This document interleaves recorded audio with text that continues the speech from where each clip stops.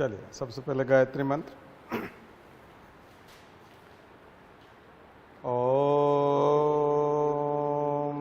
भूर्भुवः स्वः तत्सवितुर्वरेण्यं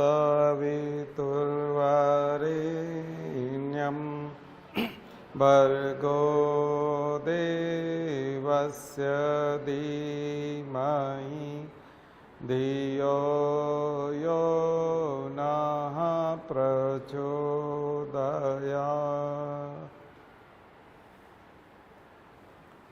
तो चलिए करंट अफेयर्स में पढ़ते हैं।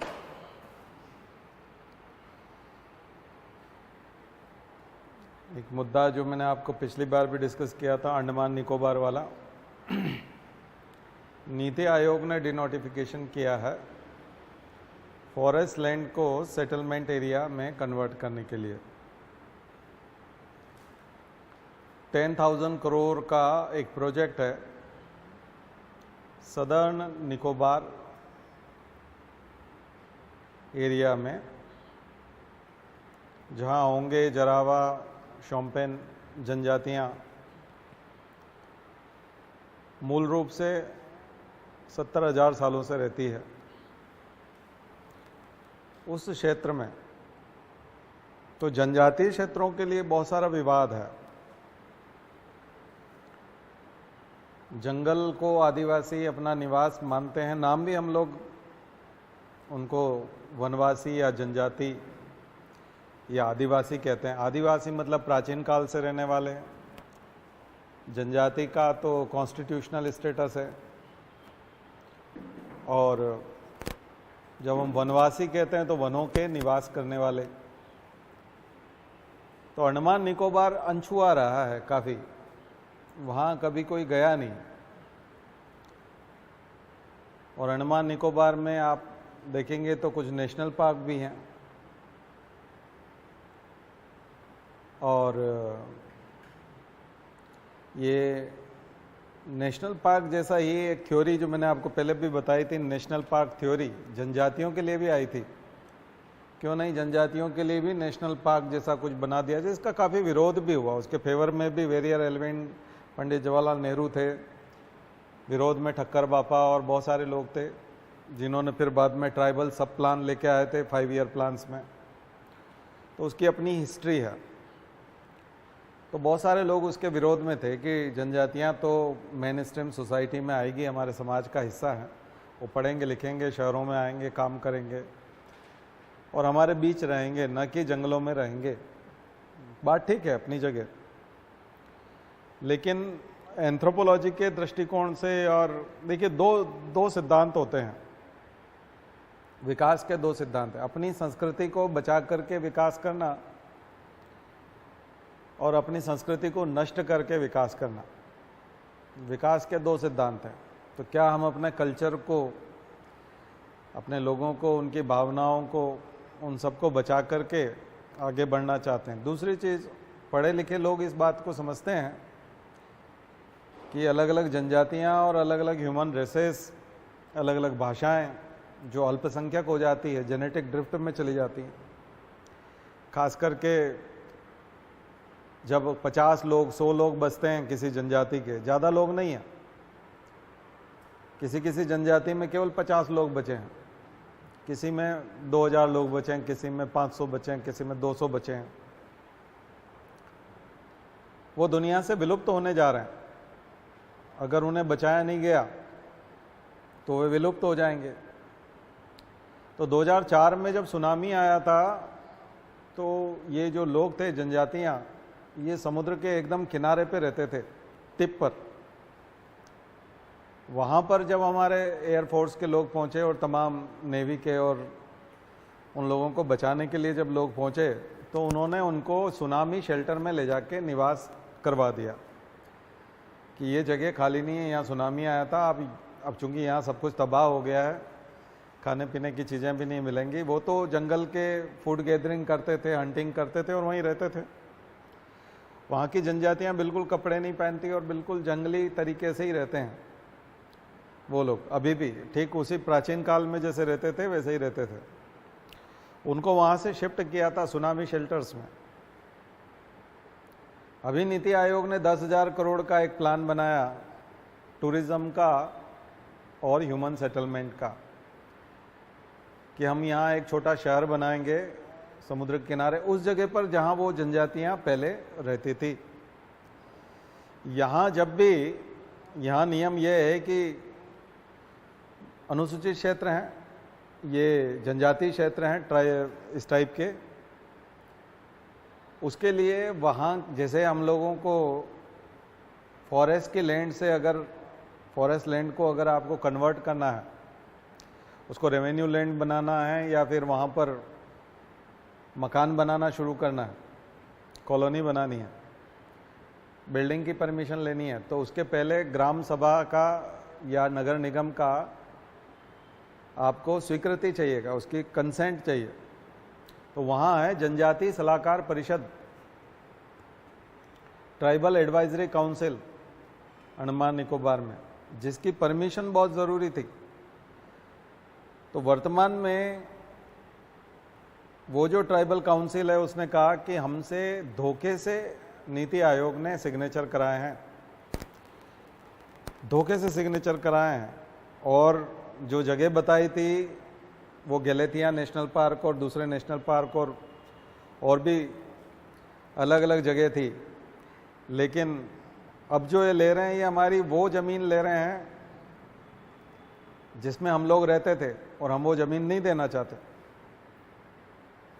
तो ये मामला जब बाहर आया और मीडिया में आया और पत्रकारों ने और इन सब ने जब ये उठाना शुरू किया, तो ये बहुत ही खतरनाक चीज़ है। खतरनाक चीज़ इसलिए है कि वो जो 10,000 करोड़ का प्लान है वो प्राइवेट सेक्टर के लिए, वहाँ पोर्ट और एयरपोर्ट विकसित होंगे, तो अडानी जी के लिए व्यवस्था है, वो उनके लिए नई व्यवस्था है पैसा कमाने की। क्योंकि पोर्ट और एयरपोर्ट विकसित कौन करेगा और फिर वहाँ सेटलमेंट के प्लान कौन बनाएगा? तो 10,000 करोड़ नीति आयोग खर्च करेगा, फिर अडानी वहाँ पर उस ज़मीन को बहुत महंगे पे किराए पे देंगे या बेचेंगे और वहाँ से कमाई करेंगे। पूरे देश के लोग अंडमान निकोबार टूरिज़्म के लिए जा सकेंगे। तो ये वाकई में विकास हो रहा है या एक व्यक्ति का विकास हो रहा है? थोड़ा सोचने वाली बात है। और उसके बदले में हम उन 70,000 साल से जो लोग रह रहे हैं उनको दांव पे लगा रहे हैं, क्योंकि वो हमेशा के लिए विलुप्त हो जाएंगे। उनकी संख्या ही 50-60 है। तो एंथ्रोपोलॉजिस्ट, सोशियोलॉजिस्ट और दुनिया भर के एनवायरमेंटलिस्ट कभी नहीं चाहेंगे कि ये वहाँ पर इस तरह का ह्यूमन सेटलमेंट आए, मानव बस्तियाँ बने और हमारे यहाँ के लोग वहाँ जाएं। बहुत मुश्किल काम है। देखिए, जो सच है वो सच है। मैं तो एंथ्रोपोलॉजी का स्टूडेंट भी रहा हूँ, मेरा ऑप्शनल था एंथ्रोपोलॉजी। हमने तो बहुत डीप में पढ़ा है। सरकारी योजनाओं में, सरकारी कार्यक्रमों में, सरकार को तमाम नीतियाँ बनाने में एंथ्रोपोलॉजिस्ट को यूज़ करना चाहिए। बहुत पंगा हो जाता है, बहुत पंगा हो जाता है, बहुत दिक्कत वाली बात है। इतिहास में कई बार ऐसा हुआ है कि जो गवर्नमेंट है, एडमिनिस्ट्रेशन है, उन्होंने बहुत गलतियाँ की है। मैंने आपको स्वर्ण जड़ित स्टूल वाला कहानी सुनाई थी कि अफ्रीका का सोना खोद करके आदिवासी खुद ही दे रहे थे यूरोपियंस को, लेकिन वो स्टूल जो सोने से बना हुआ था, उन्होंने कहा ये हमारे गॉड का है, ये हमारे चिप का है, हमारा मुखिया इस स्टूल पे बैठता है। वो स्टूल एक यूरोपियन को पसंद आ गया, वो स्टूल उठा ले गया, तो उन्होंने 60-70 साल तक, 100 साल तक वहाँ सोना खोदने के लिए घुसने नहीं दिया यूरोपियंस को। इतना दौड़ा है, स्टूल तो ले चले गए तुम, लेकिन इतना दौड़ा है कि वापस अफ्रीका में नहीं घुस पाए। फिर किसी एंथ्रोपोलॉजिस्ट ने बताया कि एक के बजाय 2 स्टूल, 3 स्टूल वैसे बना करके ले जाओ तो शायद एंट्री हो जाएगी। दरअसल आदिवासी बहुत भोले भाले होते हैं, बहुत सीधे होते हैं, उनको समझने की ज़रूरत है। जो अनछुआ क्षेत्र है उसको व्यापार मत कीजिए, गंदगी मत फैलाइए। पर्यावरण और धरती माता जो है वैसे ही नाराज़ है, 2 साल से कितनी सज़ा दे रही है सबको पता है। क्लाइमेट चेंज की सज़ा मिलना शुरू हो गई है। केवल लोगों की दौलत बढ़ाने के लिए पूरे पर्यावरण को मत फूंकिए। और सबसे बड़ी बात है कि हम नीति आयोग उसका साधन बना है सरकार का, प्राइवेट सेक्टर को फ़ायदा पहुंचाने के लिए नीति आयोग को टूल बना करके, मतलब नीति आयोग ऐसा काम करेगा कोई सोच भी नहीं सकता। तुमने एजेंसी इसलिए बनाई क्या कि आदिवासियों को ख़त्म करो और अपने दोस्त को आगे बढ़ाओ, बहुत ही खतरनाक है, बहुत खतरनाक। तो एक तो ये आर्टिकल आप तैयार कर लीजिए अंडमान निकोबार वाला, कि वहाँ के डीनोटिफिकेशन जो हुआ है, वहाँ की ज़मीन जो है वो एक तरह से प्राइवेट सेक्टर को जा रही है, और काफ़ी बड़ी ज़मीन है, 100 स्क्वायर किलोमीटर से भी ज़्यादा है, 100 स्क्वायर किलोमीटर से भी ज़्यादा है। अभी उन्होंने थोड़ी सी संख्या कम की है उसकी, और उनको कहा है कि 40 स्क्वायर किलोमीटर हम आपको गलेतिया नेशनल पार्क में देने को तैयार हैं। तो उन्होंने कहा बोले तुम देने वाले होते कौन हो भाई, हम अपनी नहीं देने वाले तुमको, हमसे जो सिग्नेचर कराए वो आपने पूरे गलत कराए। दूसरा, दिसंबर 2022 में आपने सिग्नेचर कराया, उसके बाद उसमें बहुत सारा परिवर्तन कर दिया, तो जो शर्तें उसमें थी और जिन बातों पे आपने सिग्नेचर कराए वो बातें तो आपने वैसे ही भंग कर दी है, समझौता तो वैसे ही भंग कर दिया। तो कॉन्ट्रैक्ट पे साइन हुए ना एक तरह से, तो हमें अपनी ज़मीन नहीं देनी है, हमको वही ज़मीन चाहिए जो हमारी है 70,000 सालों से। बट वो अड़ी हुई है, गवर्नमेंट तो आप जानते हो कुछ भी करने को तैयार है, बहुत ही खतरनाक है। पर ये एक ट्रेंड तो ये, चूँकि मैं गवर्नमेंट के अगेंस्ट से शुरू किया तो दूसरा भी मैं गवर्नमेंट के अगेंस्ट वाला ही ले आता हूँ। दूसरा वाला, देखिए गवर्नमेंट के अगेंस्ट कुछ नहीं होता है, जो सच है वो सच है और जो गलत है वो गलत है। अब वो गवर्नमेंट के अगेंस्ट जाता है तो अब ये उनकी प्रॉब्लम है, ये हमारी नहीं, ना टीचर की प्रॉब्लम है, ना अखबार वाले की, ना आदिवासियों की प्रॉब्लम, आपकी है क्योंकि आप गलत कर रहे हो। दूसरा आते हैं हिस्ट्री की किताबों पे आर्टिकल। हिस्ट्री की किताबों पे अब आर्टिकल आने लगा है। जब आप किताबों से चीज़ें हटाना चाहोगे तो आप क्या हटाना चाहते हो? तो वर्तमान में उन्होंने कहा कि हम बर्डन कम करना चाहते हैं क्योंकि बहुत ज़्यादा सिलेबस हो गया है, तो उसको लाइट करना चाहते हैं। तो मुगल हटाए हैं, मुगलों को हटा दिया हमने, मुगल पढ़ने की ज़रूरत नहीं है। तो जो राइटर हैं, जो लोग लिखते हैं अखबारों में, वो उदाहरण दे रहे हैं पाकिस्तान का। पाकिस्तान ने अपनी शिक्षा ऐसी प्रकार की थी, क्योंकि पाकिस्तान तो कोई अलग से देश नहीं था 47 के पहले, तो उसकी हिस्ट्री तो वही होनी चाहिए जो इंडिया की हिस्ट्री है, उससे अलग तो हो नहीं सकता। पाकिस्तान और उससे भी आगे अफगानिस्तान में चाणक्य ने शिक्षा प्राप्त की थी, तक्षशिला विश्वविद्यालय था अफगानिस्तान में। बौद्ध धर्म फैला हुआ था पूरे अफगानिस्तान में। पाकिस्तान के बड़े हिस्से में बौद्ध मूर्तियाँ मिलती हैं, बौद्ध मठ मिलते हैं, मंदिर मिलते हैं। तो हिंदुस्तान पाकिस्तान की तो कोई अलग से न तो संस्कृति है, ना ही अलग से कोई इतिहास है। लेकिन पाकिस्तान जब अलग हुआ तो उसने अपनी जो एजुकेशन पॉलिसी बनाई, शिक्षा नीति, तो उसमें वो हिंदुस्तान वाला तो पढ़ाएगा नहीं ना कि आर्य जो है वो वेद लेके आए थे और संस्कृत भाषा थी और 4 वेद थे, उपनिषद थे, वो तो फिर दारा शिको हो जाएगा। और गीता है और रामायण महाभारत, क्योंकि वो जो समय है पुराना, इंडस वैली सिविलाइजेशन, तो उन्होंने अपनी प्री हिस्ट्री, प्रोटो हिस्ट्री को पढ़ाने के लिए तो उन्होंने इंडस वैली सिविलाइजेशन से शुरू किया।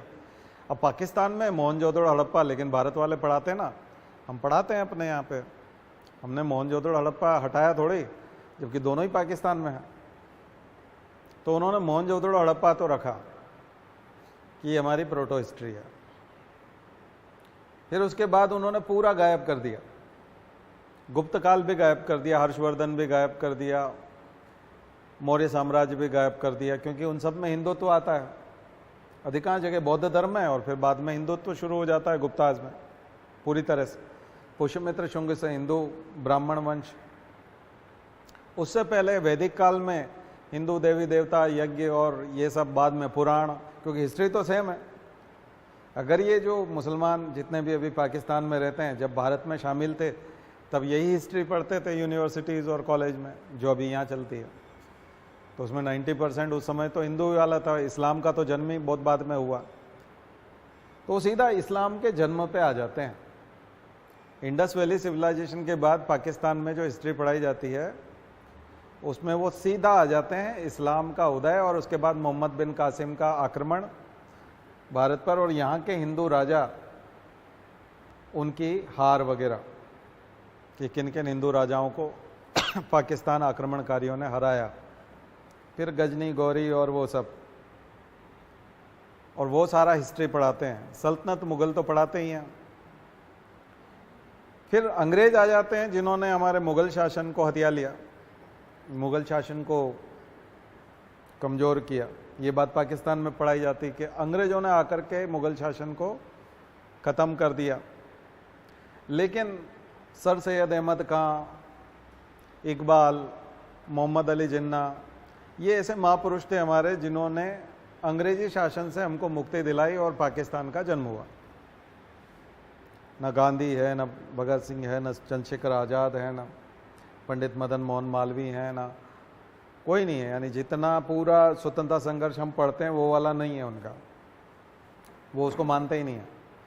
वो मानते हैं अलीगढ़ आंदोलन को, और ख़ास करके सर सैयद अहमद खां को और मोहम्मद अली जिन्ना को और इकबाल, जिन्होंने पाकिस्तान नाम दिया था। और सारे जहाँ से अच्छा हिंदुस्तान हमारा भी लिखा था, ये भी उन्होंने ही लिखा था।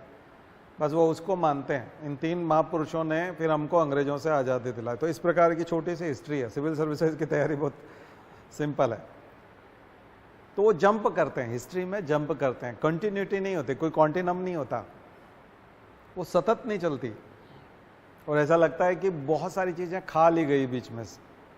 और पाकिस्तान ने फिर ऐसी जो कौम तैयारी की और ऐसे जो युवा तैयार किए, तो उनका मस्तिष्क आप जानते हो, वो फिर वो आतंकवाद में झोंकना बहुत आसान होता है, क्योंकि वो एनलाइटन तो थे नहीं, उनको पूरा सही गलत कुछ भी पता नहीं था, उनको एक ही तरह से फीड किया गया।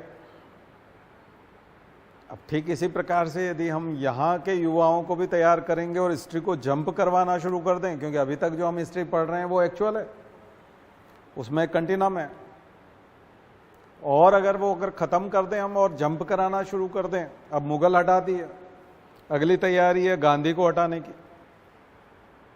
यानी कांग्रेस का कोई कंट्रीब्यूशन नहीं है। अब कांग्रेस तो 1885 में स्थापना हुई, उसके बाद सारे अधिवेशन आप लोग पढ़ते हो, वायसराय के साथ नेगोशिएशंस पढ़ते हो, मांगें पढ़ते हो, कार्यक्रम पढ़ते हो, आंदोलन पढ़ते हो, तो कांग्रेस के प्रति श्रद्धा पैदा हो जाती। तीनों बड़े आंदोलन जो गांधी के माध्यम से हुए, तो यहाँ गांधी को विलेन बनाने की तैयारी है कि गांधी की वजह से बहुत दिक्कतें आई और गांधी खलनायक थे। अब उसकी तैयारी चल रही है। और इतना बड़ा खलनायक, इतना बड़ा प्रॉब्लम खड़ा करने वाला, इतना बड़ा मतलब बेकार आदमी, जिससे मुक्ति अगर कोई दिलाएगा तो वो तो महात्मा हो जाएगा, तो गोडसे महात्मा हो जाएंगे। क्योंकि जैसे ही आप गांधी को बहुत बुरा पेश करोगे और कांग्रेस को खत्म कर दोगे, और मॉडर्न स्ट्रीम में बहुत बड़ा बदलाव होगा जो प्रपोज्ड है, अगला प्रपोजल। तो हिस्ट्री किताब से मुगल गायब होना और फिर उसके बाद सीधा स्वतंत्रता संघर्ष में कांग्रेस और गांधी का गायब होना। और गांधी जैसे ही विलेन बनते हैं, गोडसे हीरो हो जाते हैं, सीधी सी बात।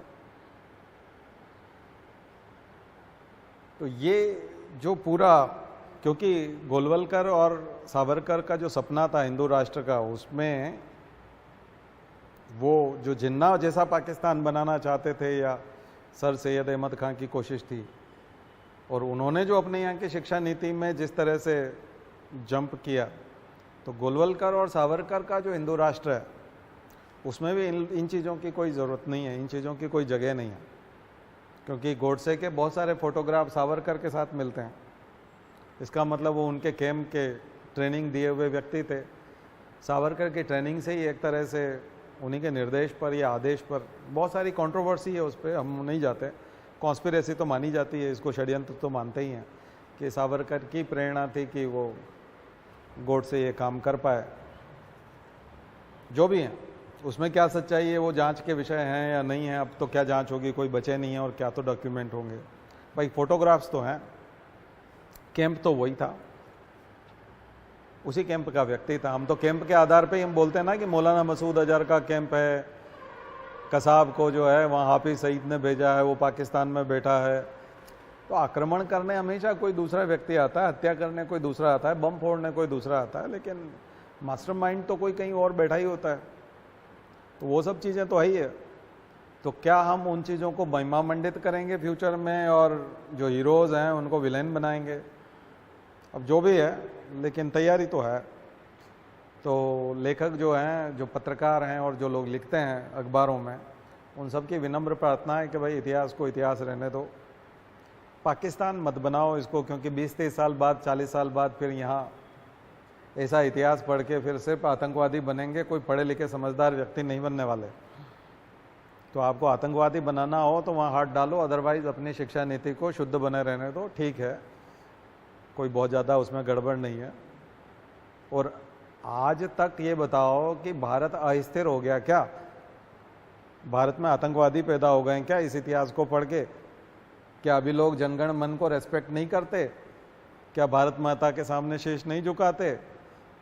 क्या सेना में जितने लोग गए हैं और जिन्होंने बॉर्डर पर भारत की रक्षा के लिए प्राण की आहुति दी, वो सब यही किताबें पढ़ के नहीं गए थे? इन्हीं किताबों को पढ़ने के बाद में इतने परमवीर चक्र मिले हैं, इन्हीं किताबों को पढ़ने के बाद इतने अशोक चक्र मिले हैं, इन्हीं किताबों को पढ़ने के बाद इतने भारत रत्न आप लोगों ने बांटे हैं। इतनी किताबों को पढ़ने के भारत वर्ल्ड कप लेके आता है।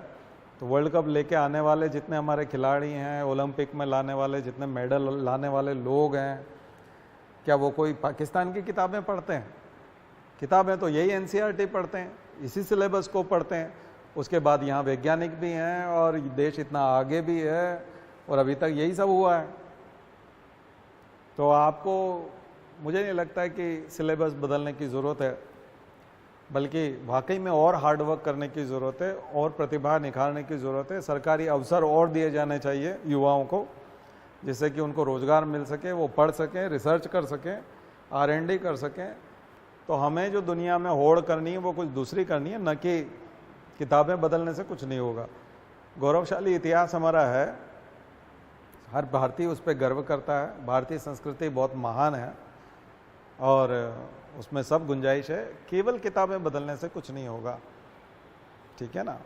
शहरों के नाम बदल देने से भी कुछ नहीं होगा। ठीक है, सांकेतिक रूप से आप शहरों के नाम बदल दीजिए, आपको लगता है कि इससे हीन भावना आती है, गुलामी की भावना आती है, तो बदल दीजिए, उससे क्या होगा। लेकिन कम से कम किताबें जो है वो ओरिजिनल इतिहास है, उसे बना रहने दें, ठीक है।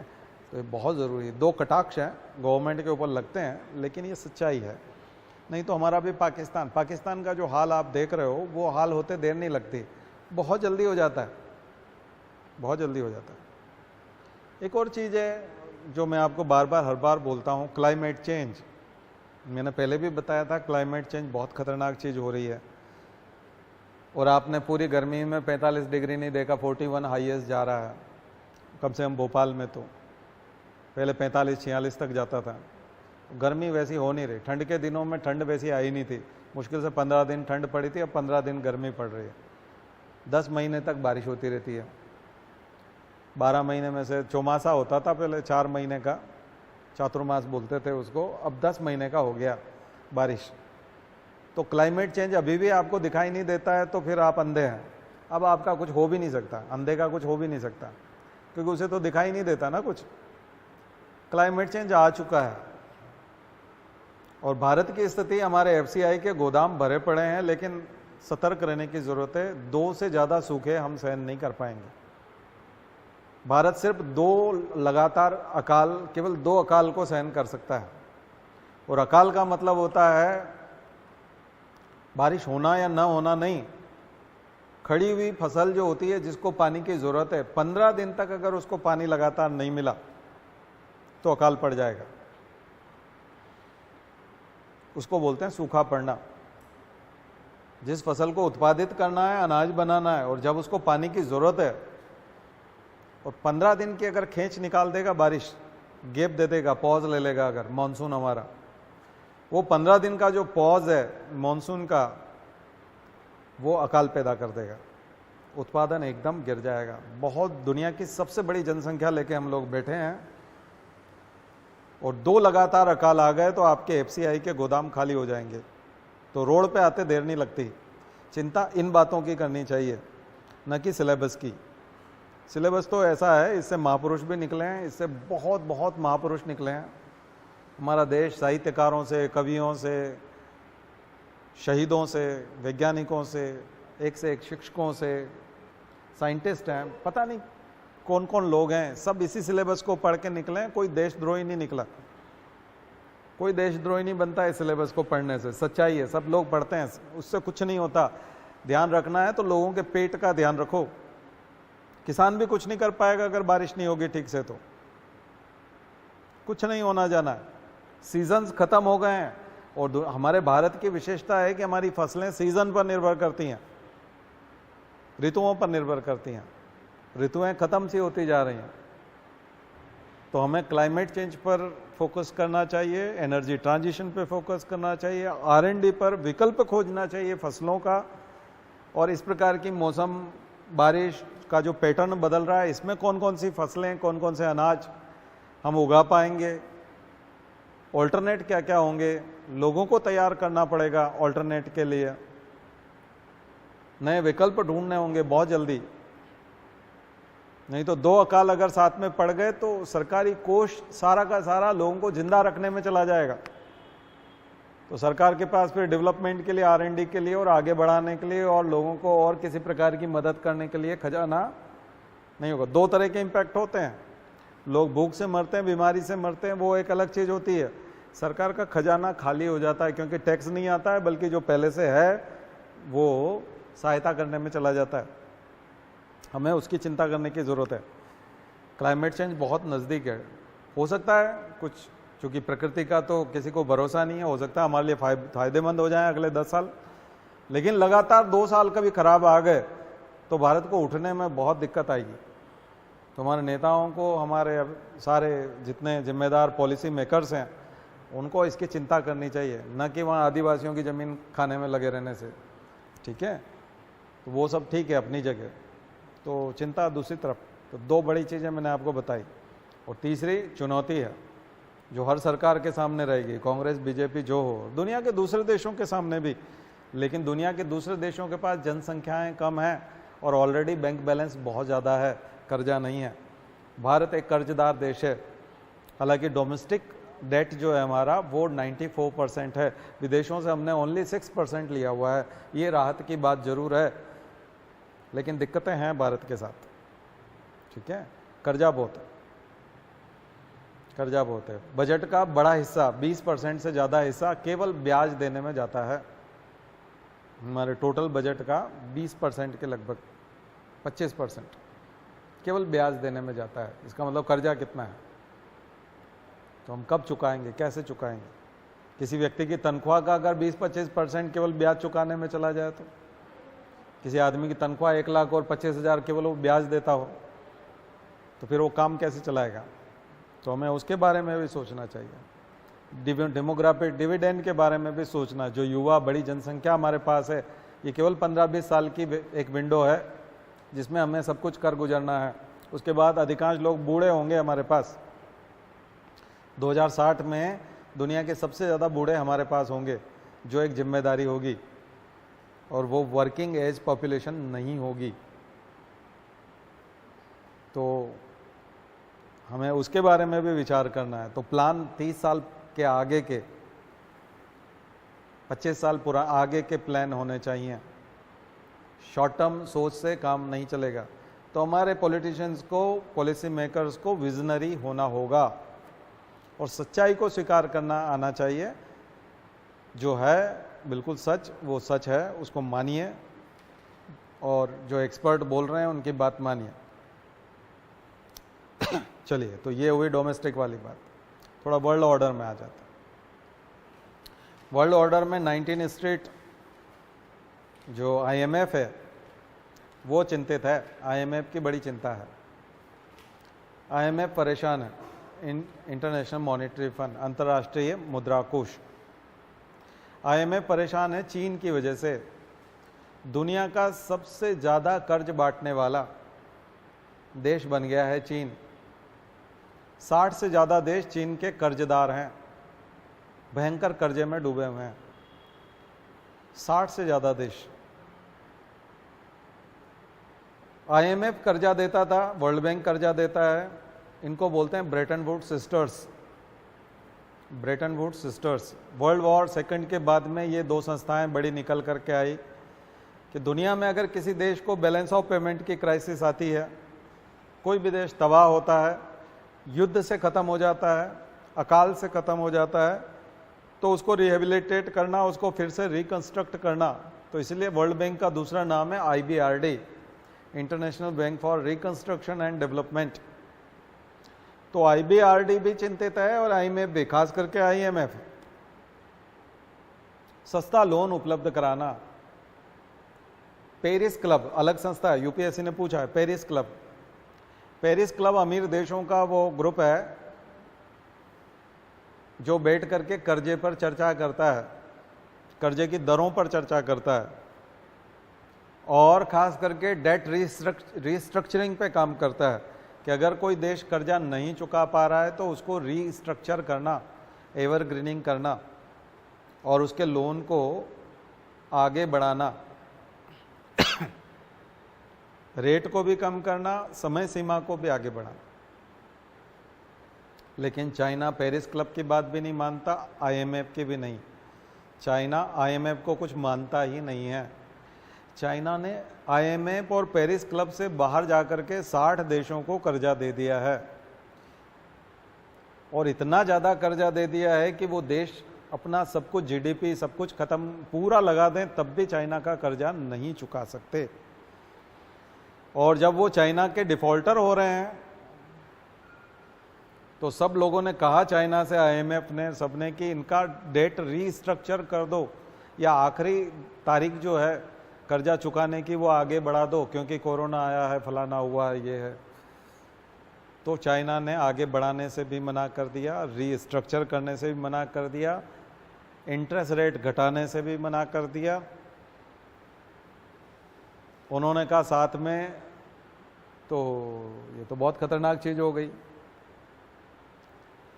जो प्रॉब्लम जो उस समय में ईस्ट इंडिया कंपनी जिस तरह से कब्जे करती जा रही थी, राजा महाराजा सब सरेंडर होते जा रहे थे करजन के सामने तक, तो यानी उससे पहले जब हम हड़प नीति की बात करते हैं, डलहौजी और वेलेजली की सब्सिडरी अलायंस, वो वाली बात करते हैं, सहायक संधि की,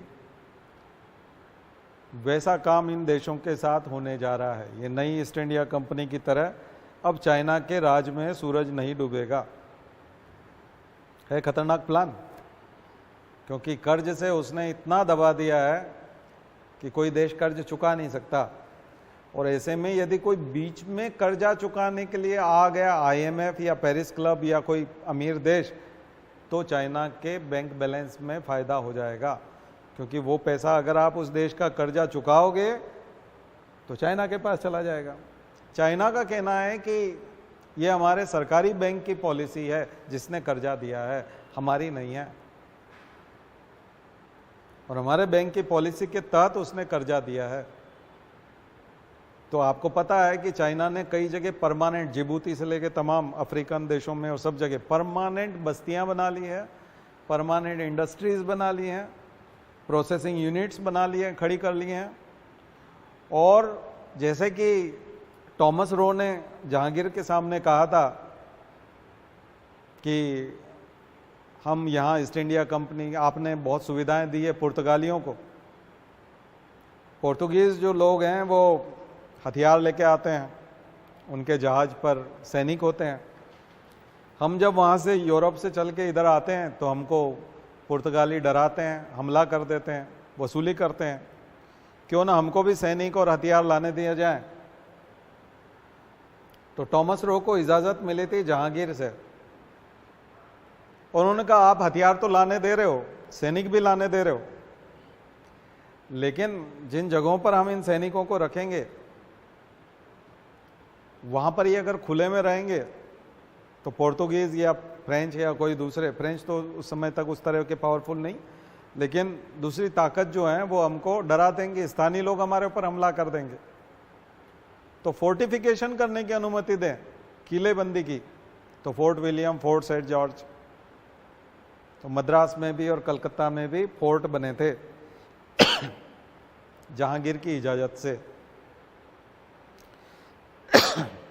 चाइना ने भी अपने बैंक की शर्तों में स्थानीय राष्ट्रपति, जिसको वो कर्जा दे रहे थे, क्योंकि कर्जा दे रहे थे तो कर्जदार आदमी जो होता है जरूरत होती तभी कर्जा लेता है। तो जिन देशों की आर्थिक स्थिति खराब थी उन्होंने चाइना की सारी शर्तें मानी और वहां पर फोर्टिफिकेशन एक तरह से करने दिया। वर्तमान फोर्टिफिकेशन किस तरह से होगा सॉरी, वर्तमान में फोर्टिफिकेशन का मतलब होगा एक तरह से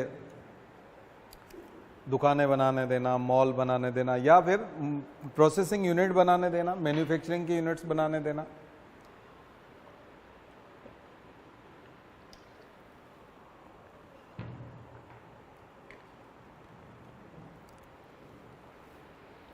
तो वो लोग फोर्ट बना रहे थे, ये पोर्ट बना रहे हैं। चाइना ने क्या बनाया? पोर्ट, बंदरगाह। अब हम्बनटोटा एग्जाम्पल है श्रीलंका का। अफ्रीका में कई जगह पोर्ट चाइना ने बनाए हैं। पोर्ट हम ही बनाएंगे, और चूंकि पोर्ट हम बना रहे हैं, आपको कर्जा भी दे रखा है, पोर्ट बनाने का खर्चा भी हमारा आया है, तो अब इस पोर्ट की सिक्योरिटी के लिए यहाँ गार्ड रखना पड़ेंगे, वो भी हमारे होंगे। तो टॉमस रो ने जो इजाजत ली थी ना अंग्रेजों ने जब मुगल बादशाह से, वैसी की वैसी इजाजतनामे चाइना ने सभी सरकारों से ले रखे हैं। जैसे कोई भी बैंक में लेने जाता है तो 8-10 पेज का फॉर्म तैयार नहीं रहता सभी के लिए, उसमें टर्म्स कंडीशन बहुत बारीक अक्षरों में लिखी रहती है, कोई नहीं पढ़ता। बैंक वाला बताता है ये 6-7 जगह सिग्नेचर करो, वहाँ मार देता है सिग्नेचर सब लोग। तो टर्म्स कंडीशन तो बैंक की होती हैं और वो सभी के साथ होती हैं।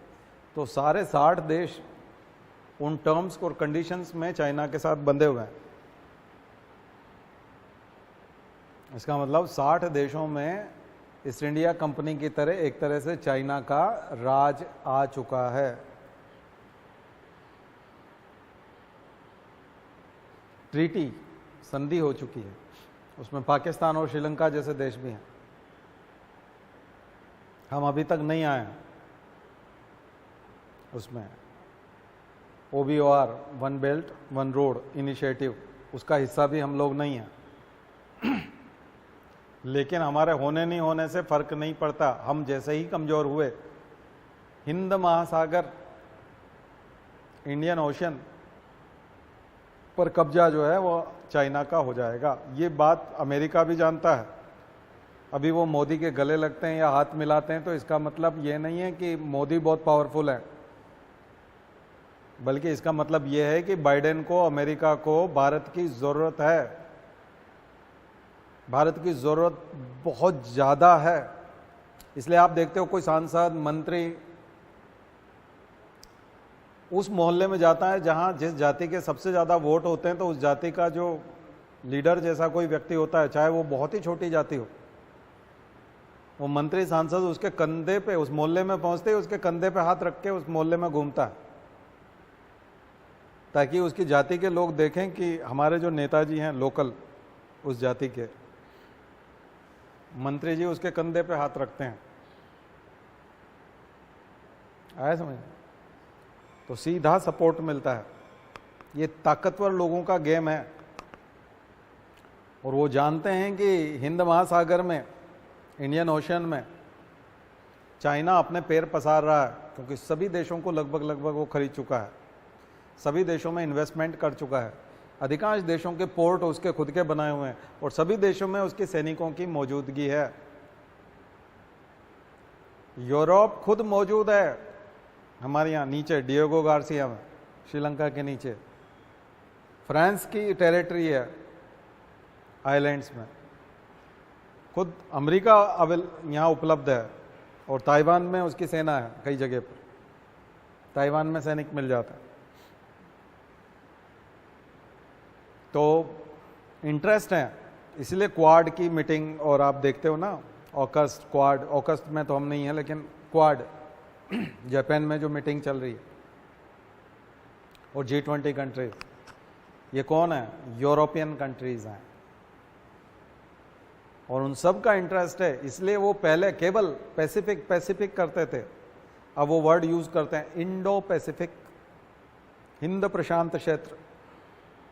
पहले केवल पैसिफिक बात करता था, क्योंकि यूरोप और अमेरिका के बीच में पैसिफिक है, और केवल उसी की बात होती थी। अब किसकी बात होती है? इंडो पैसिफिक की बात होती है। इंडो पैसिफिक की क्यों होती है बात? दोनों के इंटरेस्ट। तो आप एक तरफ देखिए कि आईएमएफ परेशान है और वो डेट रिस्ट्रक्चरिंग करने को तैयार नहीं है। चाइना इकोनॉमिकली पावरफुल बन रहा है और दुनिया के तमाम देशों में उसकी उपस्थिति है। वहाँ के रॉ मटेरियल पे नज़र है, सप्लाई चेन में वो सबसे बड़ा हिस्सा है, उसको आप बाईपास नहीं कर सकते हैं।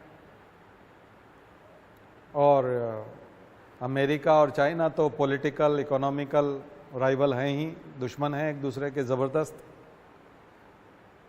अब ऐसे में हमारा रोल क्या होना चाहिए, हमें कौन से संगठन में होना चाहिए, हमें किसके साथ होना चाहिए, बड़ा क्रूशियल होगा।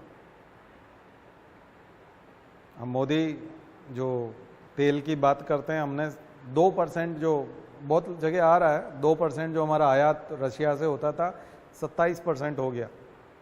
लेकिन वो 27% जो आयात हुआ वो पेट्रोलियम प्रोडक्ट बना के हमने यूरोप में निर्यात कर दिए। यहाँ के स्थानीय लोगों को फ़ायदा नहीं मिला उसका, यूरोप को निर्यात कर दिया। खास करके रिलायंस को बहुत फ़ायदा मिला, अंबानी को। तो रशिया का एक तरह से, रशिया से व्यापार करने का सबसे ज़्यादा फ़ायदा जामनगर को। जामनगर में उनकी रशिया की खुद की रिफाइनरी भी है और अंबानी की भी। तो ये किसका फ़ायदा हो रहा है? यहाँ तो पेट्रोल डीजल के दाम कम नहीं हुए। जब आप 2% से 27% पहुँच जाते हो इंपोर्ट करने में, तो फिर जनता को उसका फ़ायदा होना चाहिए था। बट यहाँ दूसरा है, पेट्रोलियम प्रोडक्ट्स। खैर वो एक अलग मुद्दा है, राजनीति में तो अभी तक शायद आया भी नहीं, बहुत लोगों को समझ में भी नहीं आता। तो पेट्रो प्रोडक्ट, तो वो पेट्रोलियम के जो प्रोडक्ट बनाए गए वो यूरोप में सबसे ज़्यादा निर्यात। तो एस जयशंकर के सामने प्रॉब्लम है, विदेश मंत्री, क्योंकि यूरोप बोल रहा है कि हमने तो प्रतिबंध लगाया था रूस पे, अब हमने घुमा फिरा के उसी का दे दिया हमको, और उसको तो स्ट्रेंथ मिली गई ना यूरोप, रशिया को। तो आज जेलेंस्की से मिल रहे थे मोदी, रूस से भी गर्मजोशी से मिलते हैं, जेलेंस्की से भी गर्मजोशी से मिलते हैं, तो कुछ समझ में नहीं आता। ठीक है, कुछ भी समझ में नहीं आता। तो वो थोड़ी सी क्लियर नहीं है, बहुत ही एम्बिगुअस है। और कई, अगर आप ये वाली चालबाजी लड़ रहे हैं कि हम पुतिन को सपोर्ट कर रहे हैं किसी कारण से, ये डिप्लोमेटिक है। और जेलेंस्की को भी हम ऐसा एहसास नहीं होने देंगे कि ये पराये हैं।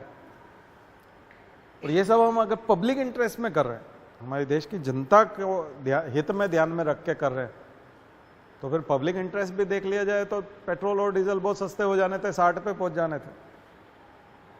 तो ये तो पब्लिक इंटरेस्ट भी नहीं है, ओनली केवल 2 या 3 लोगों के इंटरेस्ट में है। तो मामला यहाँ पे भी डब्बा गोल है।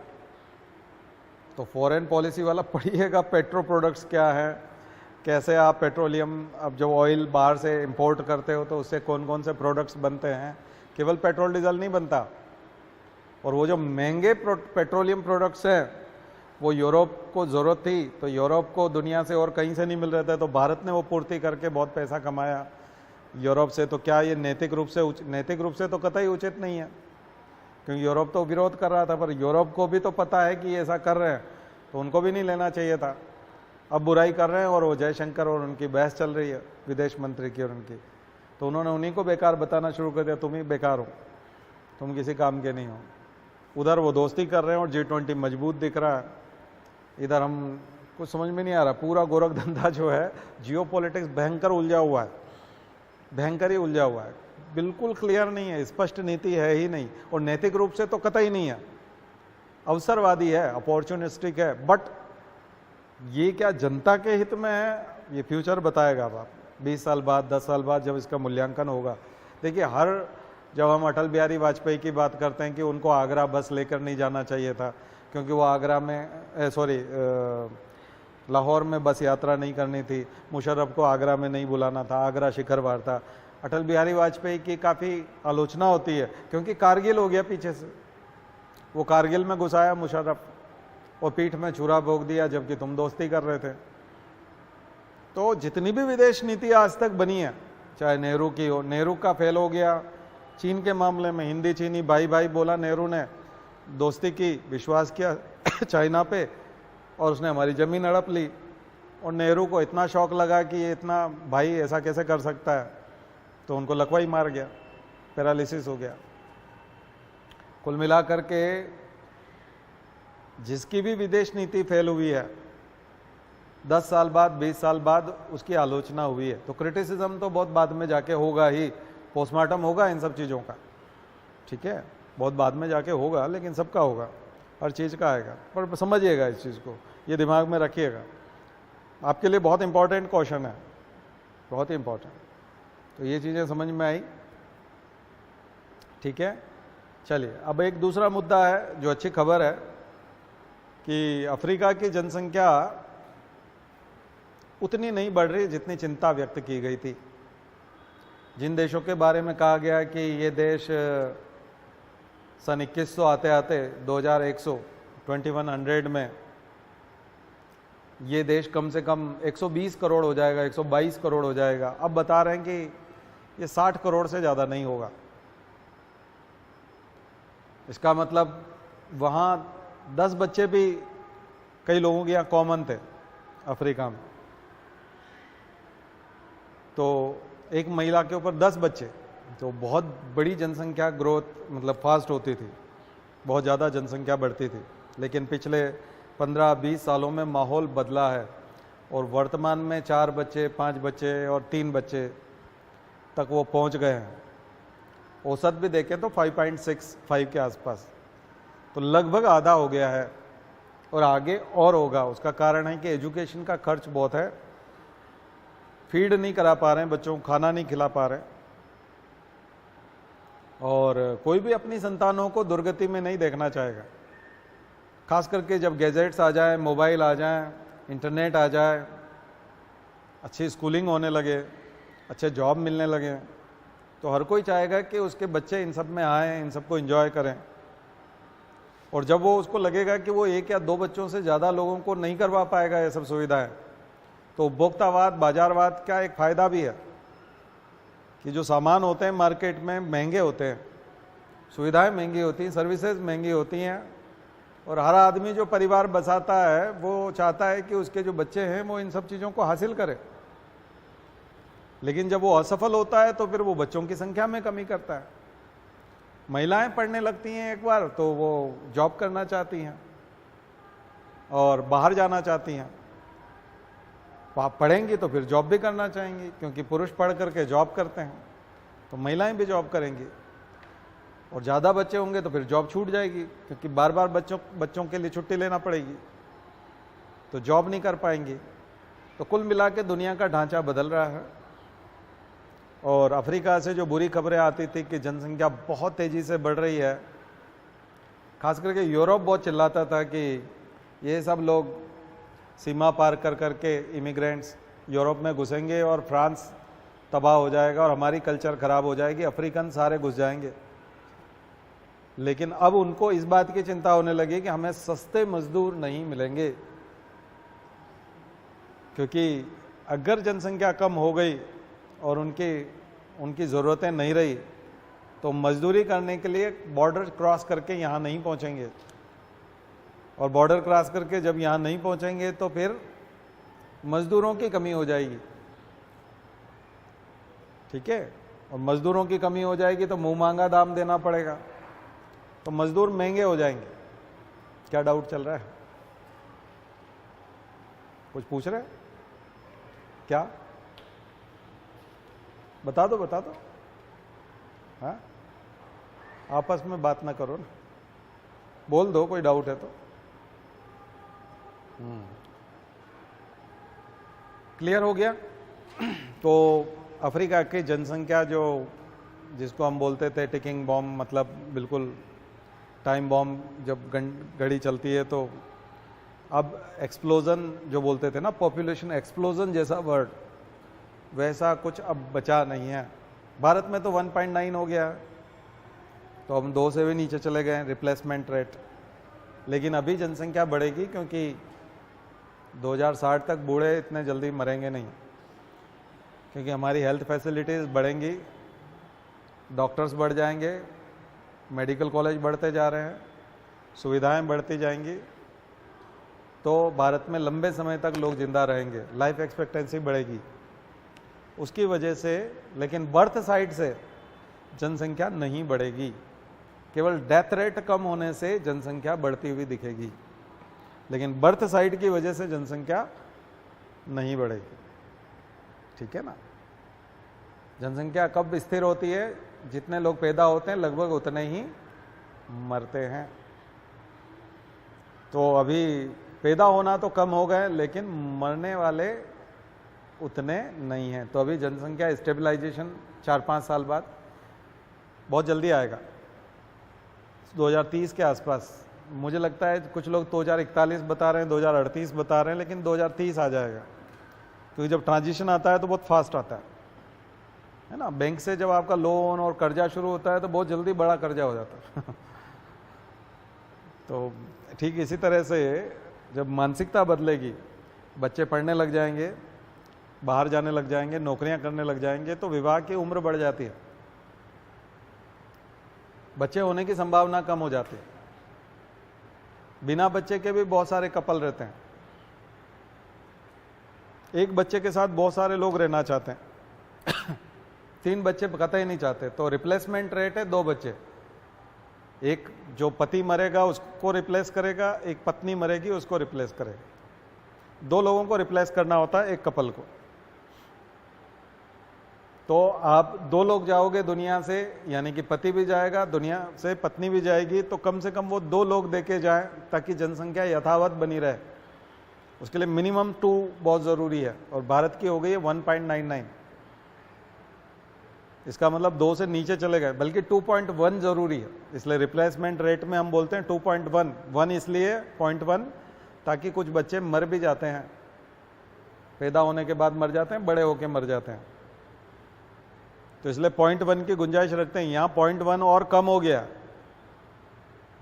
और अंदर चला गया, इसका मतलब है कि खतरा बढ़ गया है जनसंख्या कम होने का। समझिएगा इस चीज को। सिक्किम ने शुरू कर दिया इंसेंटिव देना कि जो लोग ज्यादा बच्चे पैदा करेंगे उनको हम सरकार सहायता देगी, सिक्किम की सरकार। 10 साल बाद, 20 साल बाद भारत की आधी से ज्यादा राज्य सरकारें इनामी योजनाएं निकालेंगी शादी करने पर और बच्चों पर। 1.5 होने वाली है 2030 तक। हमारी रिप्लेसमेंट रेट जो 1.99 है वो 1.5 हो जाएगी, तो बच्चे होंगे नहीं। जो लोग मुसलमानों पे आरोप लगाते हैं ये असंतुलन हो सकता है, इसकी मैं गारंटी नहीं लेता। मैं ओवरऑल बता रहा हूं 1.99 है और जनसंख्या कम होगी, लेकिन जो कम होती हुई जनसंख्या में भी ज्यादा अनुपात मुसलमानों का रहेगा तो हो सकता है, क्योंकि शिक्षा बहुत कम है उनमें। जिन लोगों में शिक्षा कम होती है और गरीब होते हैं उनमें बच्चे ज्यादा होते हैं। तो इसलिए मुसलमानों को भी शिक्षित करना और उनकी गरीबी मिटाना बहुत जरूरी है यदि आपको जनसंख्या को कम करना है। तो अगर मुसलमान के पास नौकरी होगी, घर होगा, तो अपने बच्चे को पढ़ाना चाहेगा और वो उतने ही बच्चे चाहेगा ताकि उनके पास भी घर हो और उनके पास भी शिक्षा हो और उनके भी बच्चों को वो पढ़ा सके। वो ऐसा बच्चा तैयार करना चाहेंगे। लेकिन जब पिता और माँ के पास कुछ नहीं है और मजदूरी कर रहे हैं या सड़क पे हैं या इधर उधर कच्चे घर में है, तो उनको कोई फर्क नहीं पड़ता कि उनके बच्चे भी सड़क पे रहेंगे या कितने होंगे। 10 होंगे तो 10 सड़क पे रह लेंगे, 6 होंगे तो 6 सड़क पे रह लेंगे, क्योंकि उन्होंने भी सड़क पे जिंदगी गुजारी है। तो एमिनिटीज, सुविधाएं जिनके पास जितनी ज्यादा होती है वो बच्चों की सुविधाओं की चिंता करते हैं, क्योंकि वो सोचते हैं कि हमने इतने अच्छे से जिंदगी निकाली है, कहीं हमारे बच्चे हमारे से बुरी कंडीशन में न रहें। ये बात ध्यान रखिए। इसलिए अगर एमेनिटीज कम हुई, उन्हें वंचित किया गया, क्योंकि सिलेबस वाले मामले में जो मैंने बताया कि वर्डन कम कर रहे हैं, केवल मुगलों को ही नहीं हटाया जा रहा, पूरा माहौल ऐसा बन रहा है कि उन्हें सुविधाओं से वंचित किया जाए। जितना ज़्यादा आप अल्पसंख्यकों को सुविधाओं से वंचित करोगे वो गर्त में जाएंगे, जनसंख्या बढ़ेगी।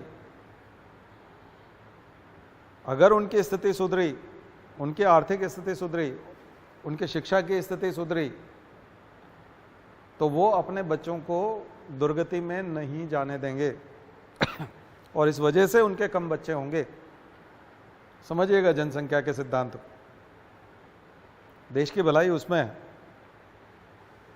न कि उनकी दुर्गति में। उनके हाथ में कटोरा हो गया तो फिर डेमोक्रेसी है, हिंदू नेताओं के हाथ में कटोरा आ जाएगा फ्यूचर में, क्योंकि मुसलमान डेमोक्रेसी में फिर वोट देने वाले ज़्यादा हो जाएंगे। आ गया समझ में?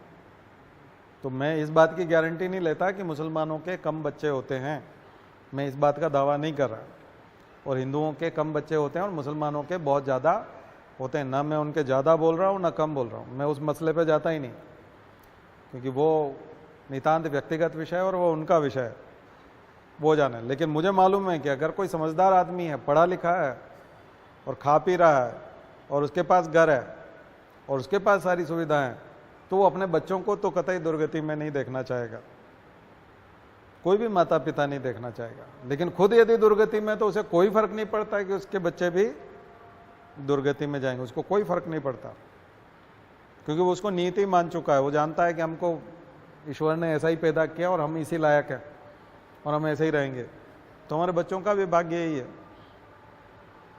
ठीक है, तो ये बहुत, और उसको ये भी नहीं पता ना, क्योंकि शिक्षा नहीं होने की वजह से उसे पता ही नहीं चलेगा कि नुकसान क्या है इन सब चीज़ों के। इलाज नहीं करा पाते हैं, तो अब इलाज की सुविधाएं एक से एक महंगी दवाइयाँ हैं, महंगी शिक्षा है, शिक्षा बहुत महंगी है। बच्चों को पढ़ाना, पालना, शहरों में बड़ा करना, उनको कपड़े दिलाना, उनकी ख्वाहिशें पूरी करना बहुत मुश्किल काम है, हर किसी के बस की बात नहीं है। ठीक है, तो ये है। और फिर व्यक्ति का खुद का जीवन भी तो है, वो खुद भी तो टूरिज्म करना चाहता है, हज जाना चाहता है, अजमेर शरीफ जाना चाहता है। केवल वो ऐसा थोड़ी कि केवल इन 5-6 बच्चों 7 बच्चों को केवल इनकी फीस, स्कूल और इन्हीं के टिफिन की व्यवस्था करता रहे, वो खुद भी तो टूरिज्म पे जाएगा ना। तो फिर तो ये चीज़ को समझिएगा। तो अफ्रीका ने वो सबक दिया है, तो अफ्रीका वाले इस चीज़ को जरूर पढ़िएगा, समझिएगा।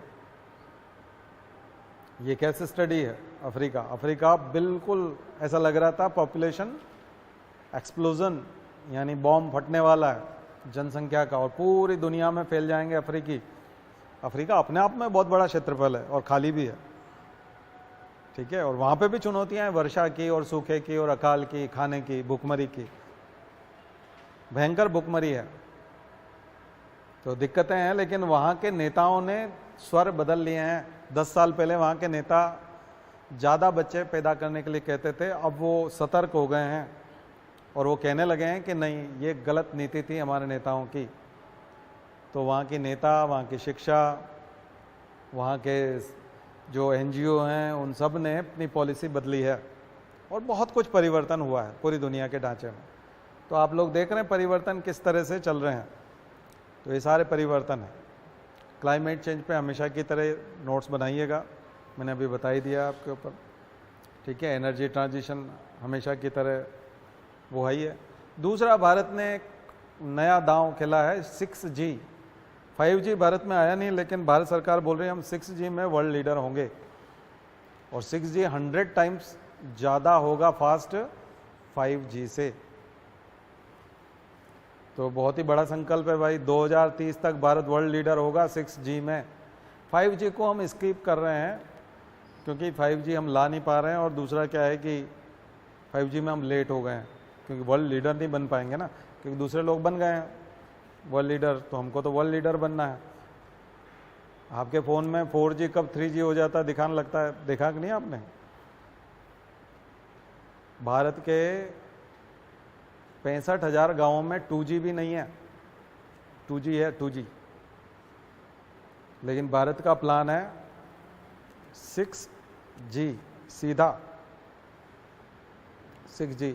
भारत सरकार ने पूरा प्लान भी बना लिया, पैसा भी बता दिया, घोषणा भी कर दी, वर्कफोर्स, टास्क फोर्स सब बन गई हैं, चर्चाएं, मीटिंग सब शुरू हो गई हैं सीधी 6G पे।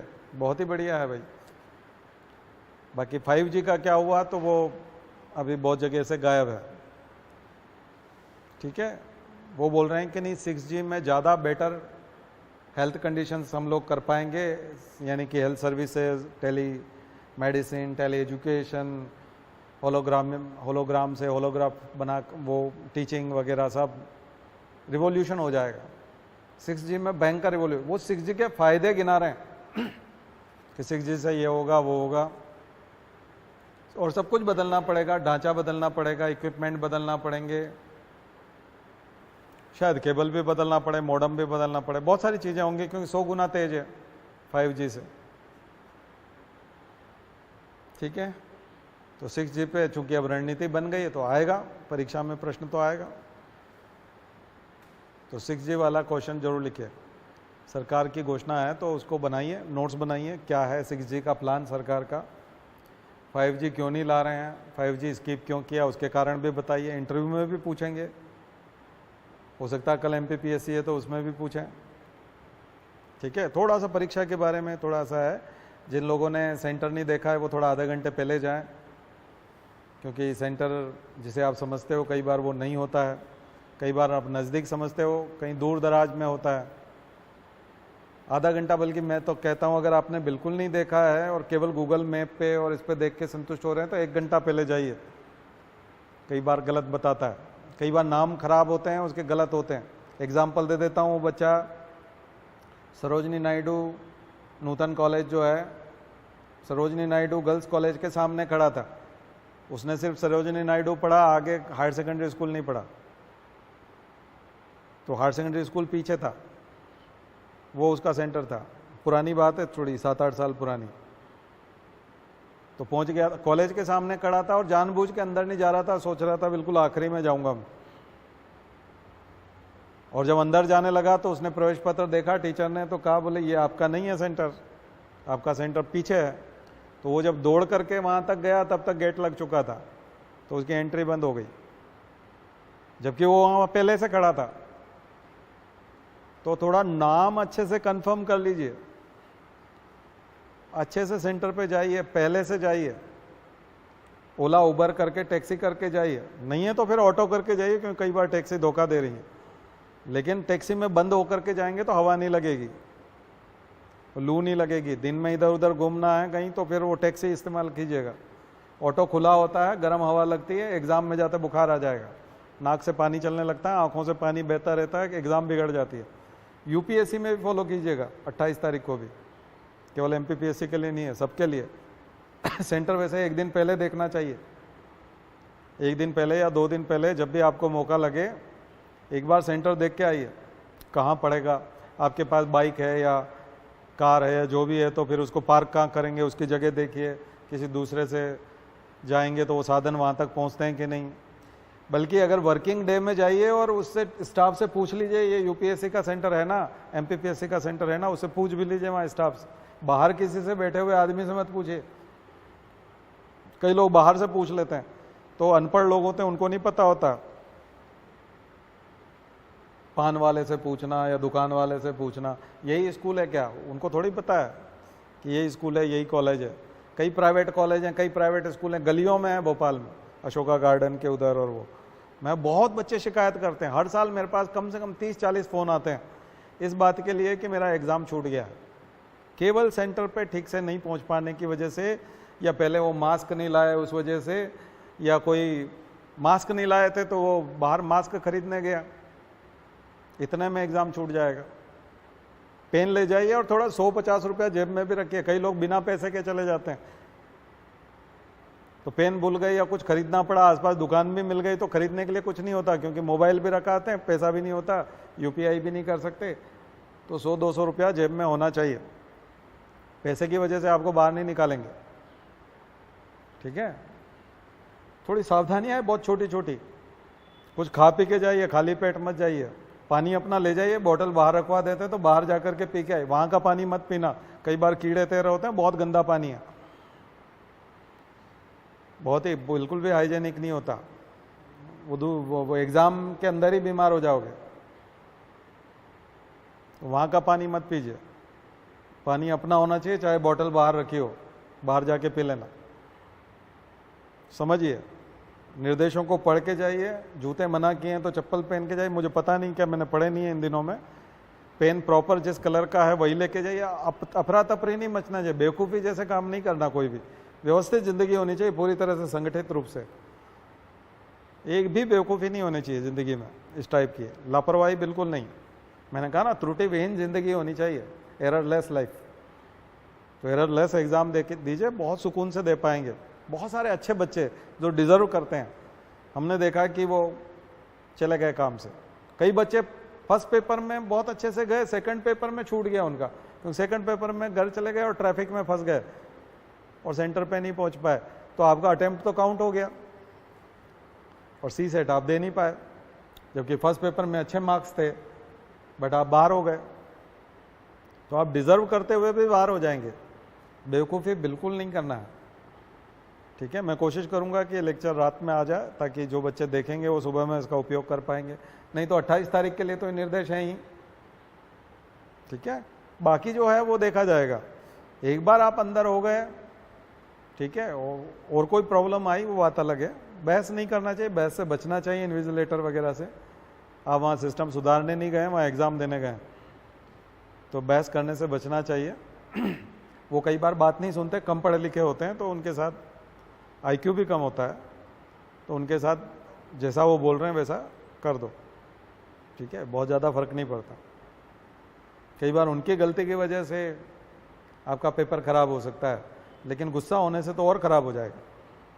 तो इसलिए गुस्सा हावी ना होने दें, संभल करके होशोहवास में सभ्यता का परिचय दें और ठीक से पेपर दें, ठीक है। पेपर हमेशा ग्रेजुएट आदमी के हिसाब से बनाया जाता है। बहुत बड़े साइंटिस्ट या दुनिया भर के महान विद्वान या नोबेल पुरस्कार विजेता के लिए नहीं होता है, इसलिए उसमें घबराने की कतई ज़रूरत नहीं होती। सारे क्वेश्चंस आपकी पहुंच में होते हैं। बस केवल हमारी बातों को ध्यान में रखिए। हमने बहुत सारे एनालिसिस खोल खोल के बताएं, उनको भी यदि आपने रिवाइज कर लिया दिमाग में तो अच्छा पेपर चला जाएगा आपका। बिल्कुल चिंता करने की ज़रूरत नहीं। चलिए शांति पाठ। ओम द्यौ शांति अंतरिक्ष ग्वम शांति पृथ्वी शांतिरापः शांतिरौषधयः शांति वनस्पतयः शांतिर्विश्वे देवाः शांतिर्ब्रह्म शांतिः सर्वगं शांतिः शांतिरेव शांतिः सामा शांतिरेधि। ओम शांति शांति शांति सर्वारिष्टासु शांतिर्भवतु। बोले गायत्री माता की, परम पूज्य गुरुदेव की, परम वंदनीय माता जी की। हम सुधरेंगे, हम बदलेंगे, एक बनेंगे। जन्म जहाँ पर, अन्न जहाँ का, ज्ञान जहाँ से, वह है प्यारा। देश की रक्षा कौन करेगा। मानव मात्र, नर और नारी, जाति वंश सब भारत माता की, भारतीय संस्कृति की